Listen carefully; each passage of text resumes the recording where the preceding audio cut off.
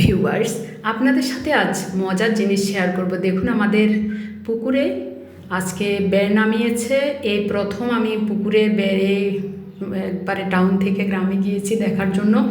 তো আমাদের পুকুর থেকে অনেকগুলো মাছ তুলেছে। দেখুন, এগুলো আমরা ভাগ করে পেয়েছি, অর্থাৎ জেলেরা অর্ধেক নিয়েছে। আমাদের বাড়িতে আমার কাকা শ্বশুর জ্যাঠা শ্বশুরেরা 4 জন, তো 4 জনের মধ্যে আবার এগুলো বন্টন হবে। তো এই মুহূর্তে দেখতে পাচ্ছেন আমার হাজব্যান্ড এগুলো ভাগ করে দিচ্ছে সকলকে।